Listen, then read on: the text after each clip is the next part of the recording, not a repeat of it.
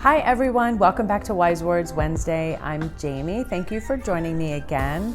Today I am going to talk about factory visits and in-person relationships with supply chain. Back in the day, early on in my career, it was normal protocol to go overseas 4 times a year, every time you were handing off a new season for development and sourcing and production.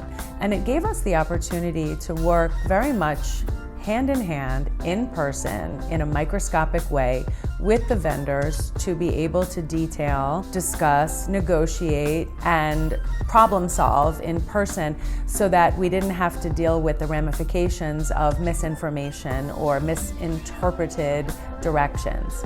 Well, those days are long gone and the virtual age has taken over.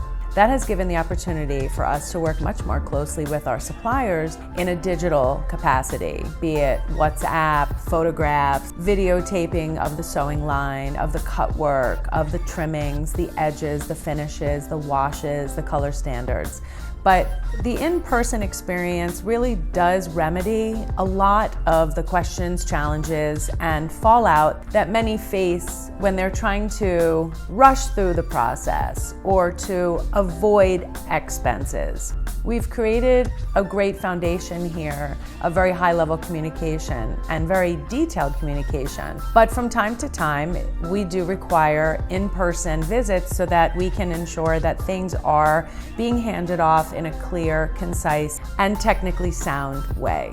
I recently got back from a trip from Europe visiting several of our factories, and some of those takeaways were the general nuances, shaking hands, catching up, having a personal relationship with somebody, professional relationship, getting to see the team, getting to establish trust and communication in person, and also to see the hands behind them, to see the laborers, to see the women sewing on the machines, watching their work, getting to understand and really get into the intricate process of the manufacturing and development process is very impactful to our brands. In particular, I got to actually source fabrics while I was there recently, and we had not nailed down, for example, a cotton piqué that we were looking for from the region. And I was able to actually source while I was there, pick out 2 articles at the factory and then have another mail appointment and pick out a 3rd article that we wanted to test drive,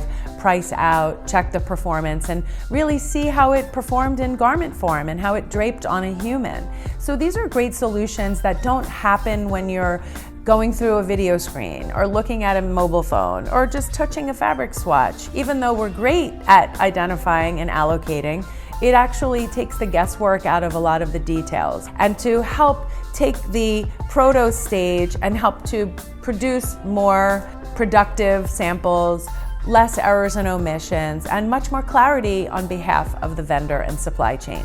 I hope this information was informative for all of you and you found it to be impactful in your study of what to do when you're launching your line and your new collection. We're happy to field any questions that you have, and absolutely we'll be able to help you navigate through this process together. Should you need our assistance, please reach out to us as always on www.fabrictofinish.com, and please send us your questions and call outs should you need us to answer any other inquiries and gray areas for you that you need solving. Thank you so much for watching and have a great day.